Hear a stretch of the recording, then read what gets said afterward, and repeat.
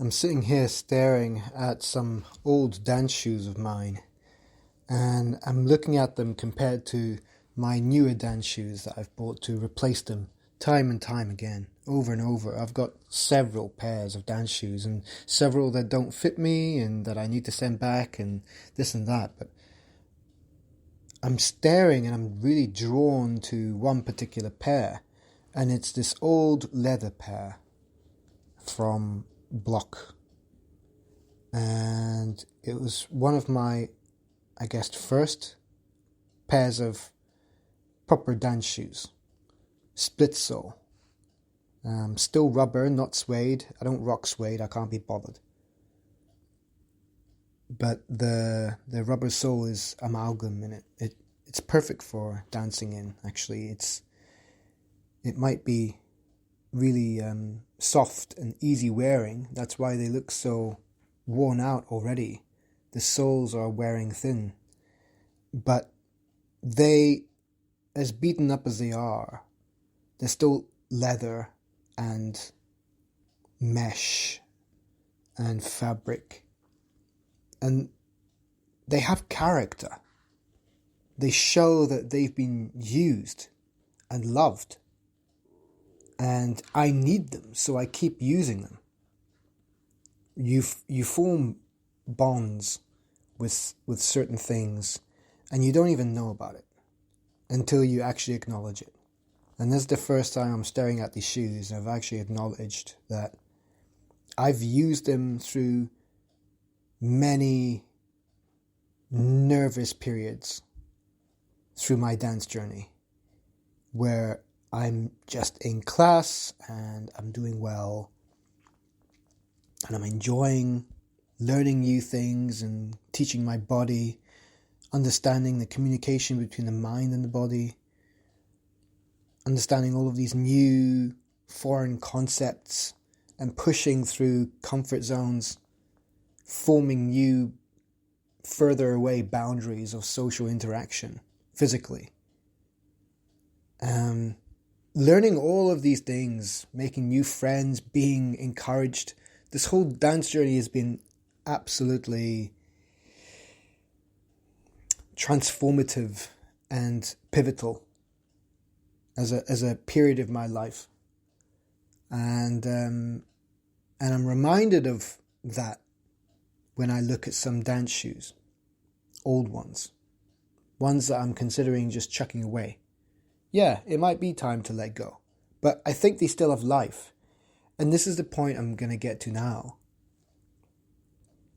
is that I would like my future dance school to emulate that kind, and not emulate, but just be that kind of environment that promotes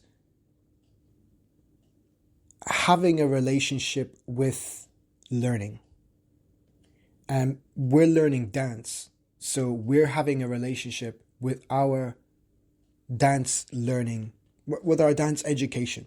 And it means buying dance shoes that you're going to wear and they're going to do you well, investing in a nice leather pair that's going to have some life. They're going to look battered, they're going to look haggard, right? You might need to replace the soles or whatever, but they're going to carry you through, as opposed to cheaper disposable ones that you don't form a great relationship with. Maybe you can find a cheap pair that will last you forever. Fantastic. But whatever it is, that dance shoe that you love, that you need to take you through, that's your companion, and that's not something that you should be ashamed of. That's something that you should absolutely love and embrace. And you should be proud to show your haggard dance shoes as a sign, as a badge of honor, to say, I'm going through this process and it's difficult and I feel self-conscious every single time.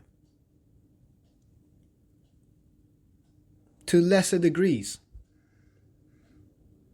As I grow, to lesser degrees do I feel self-conscious, and now it's such a stark contrast. It's understated. I don't think I've stated it that often before, that how I was feeling when it came to the dance classes and social dancing, my performance anxiety was through the roof. It was paralyzing. It's absolutely crippling. My mental and emotional and physical state was just completely thrown off whack because I was so scared all of these steps along the way. And now I'm not scared. Like, I am still slightly, if I'm honest with myself. Every class I go to, every social I go to, there is a small, very, very small fear. I mean, let's be honest here. The comparison between what I was feeling back then was, something short of 10, because 10 is like your maximum. 10 is the point where you go, I'm quitting. This is not for me. You're going to find an excuse or a few of them, and you're going to just go away and go, no, that's not for me, and leave it. So it needs to be bearable enough. So under 10. So I was probably like 8, 9. I was approaching 10 at some points. And some friends of mine from the dance scene in the earliest of days, they stuck with me, and they saw that I was about to pull the plug, pull that ejector cord, boom, and just escape. But yeah, they helped me push through those boundaries and stay in it, stay in the discomfort, stay in it, and just start to let go. Because all of that pain and suffering and anxiety and all of that doesn't exist anywhere else in the world, in the universe. You are the only person experiencing that at that moment. So the sooner that you learn to acknowledge that that is a truth and that it poses a question, well, what are you going to do about it? First, be aware, obviously, but then resolve it. Anyway, I'm going off on a tangent. Coming back to these dance shoes, it gives me an image of, I want to build one of those, I think, rarer places, a dance school where dancers can feel completely safe and they're not coming to the dance school all dressed up. They don't have to. In fact, they'll be more encouraged to just wear whatever the hell they want, right? As long as they're comfortable and as themselves. They're not trying to pretend to be anyone else. It's important because I want my dance school to be a place that is an extension of my character and my well wishes for other people's growth of character. I want a safe place. I want a home.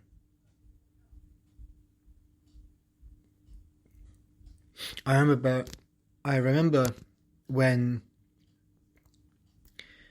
Tito's was my first dance school, my bachata dance school. And I was recommended it by a couple of friends of mine, skater friends of mine. And over the months, the first few months, some of those skater friends stopped dancing. I think they maybe were sparked to stick with it while I was there because they wanted to kind of like shepherd me through. But yeah, they started to stop dancing and I was turning up to class kind of alone because my skater friends stopped coming, and I quickly made new friends. In a class, you can't not make friends. I mean, you just have to ask simple questions and you've got some friends. Like, don't be creepy and be nice and be humble, and you'll make friends. It's easy. That space in Tito's, it has been felt in small degrees around other dance organizations, right? Other dance schools or classes, whatever you want to call them.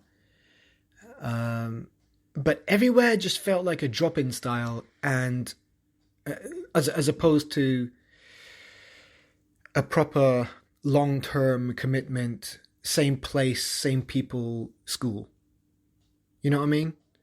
London's so eclectic and cosmopolitan, and it's people from all over the place, and they're working different hours, and they have different priorities, and everything's so kind of, oh, I need to slot something in now. And there's lots of confusion about what to slot in, you know, if you want to dance or if you want to do whatever. You have to research it. Anyway, Tito's, I found, was, it became like a home. And it was the same people. And we would go for meals later. We would maybe go for drinks, and we would celebrate each other's birthdays. And Julian would always make an active, like a very, very active effort to outwardly encourage and promote all of his team. And it was that,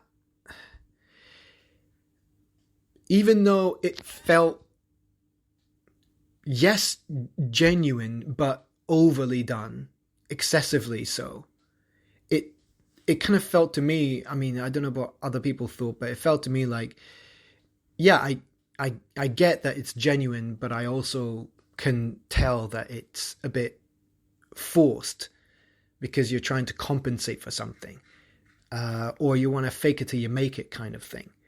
When people try too hard, you can kind of pick up on it. It's nothing bad, but that's how I perceived it anyway. And I loved it still, because it's only positive. It's only positive to lift up and acknowledge your team and proclaim your love and affection and appreciation for what you have, what you've built, what you've collaborated with. So Tito's was a representation of a kind of business working family that's all sharing their extended loves of dance. That's pretty much it. They all feel like they have value to bring back, years of experience that could be condensed and communicated for people coming up after them. And I love this whole notion that education and teaching, tutoring, passing information on, condensing it down into a concise, bite-size, easily digestible, in different formats for different people's learning abilities and perception, language, all of these things. It speaks to me a lot, and I think I really do want to be some kind of tutor, some kind of educator. And the quicker I get better at that and get over my own hurdles, the quicker I can make a much bigger impact. And in the journey, hopefully I really find out my truer self that just keeps unfolding and unfolding and unfolding like a flower blooming. I want that point where I'm this still young, tight bud. I'm a tight flower bud. And I want that point where I go, all right, enough is enough. I'm breaking free of this, and I'm going to grow. And you'll see all these magnificent petals and colors, shapes start to extend and blossom out of this bud. I want that to happen for me. And I really want to build that kind of dance family. I've mentioned it several times before to Sergio, Iman, Cami, Sasha, all the people from Latin Soul Dance Academy. I love those guys. I came up dancing with those students from Tito's, from Julian's master days. We've got a lot to thank Julian for. It's understated the impact that good people and good educators, teachers, can have on such a great number of people in a variety of ways. And I think the longer that people stay on the path of awareness and appreciation and reflection and introspection, the more they appreciate the shoulders that they're standing on.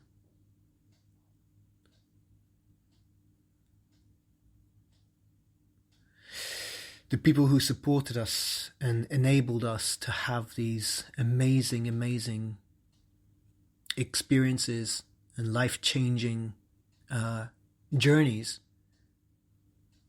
they facilitate that, they encourage that, they introduce that, and they should hopefully carry on emulating that and being an example of that. All of those amazing qualities, all the things that we appreciate through our journeys upon reflection, we should carry that on. So I want to build a really wholesome dance school, I think. And it'll be my family of beautiful people sharing a love of dance and not being afraid to wear haggard old dance shoes. So I think I'm going to keep those because I want to have that back. Everywhere I look now, it seems like people care too much about their appearance.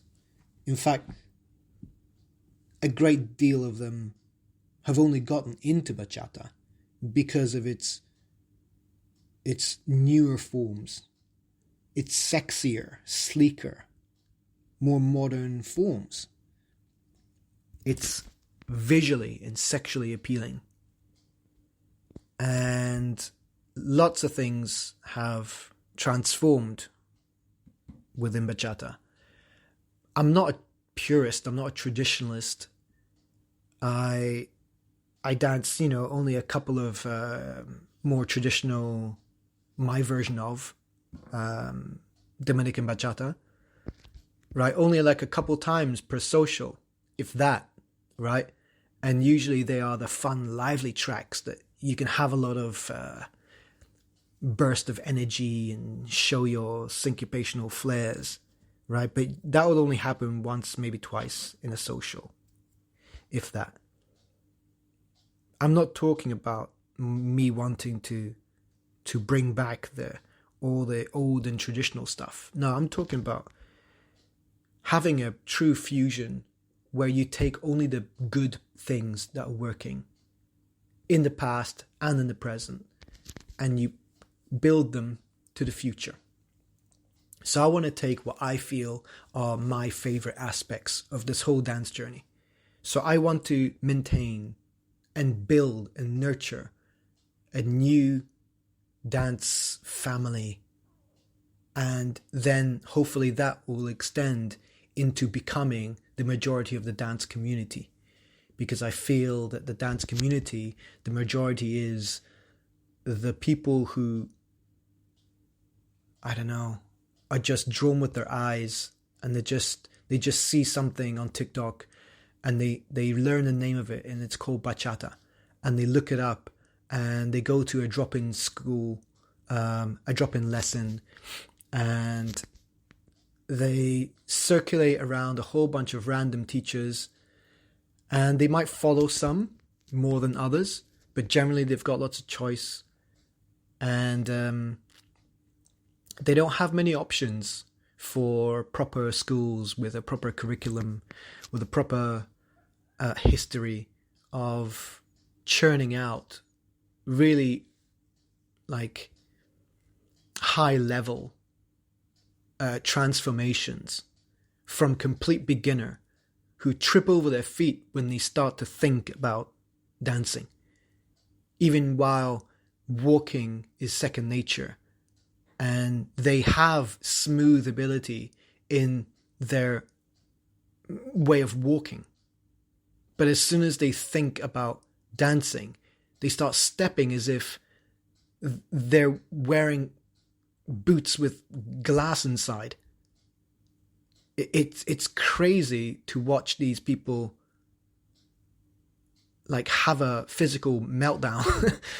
But yet it's even more astounding to watch their transformation that you have helped bring out in them through teaching them how to better communicate and coexist with their bodies through movement. And when you put that with music, that relationship is called dance, and I absolutely love it. And I wish it upon anyone seeking to possibly wanting to reconnect with their body and train their body how to move, and not only that, connect to other bodies and have this whole other like completely unforeseen journey of discovery. Whew. Yeah, so another long one.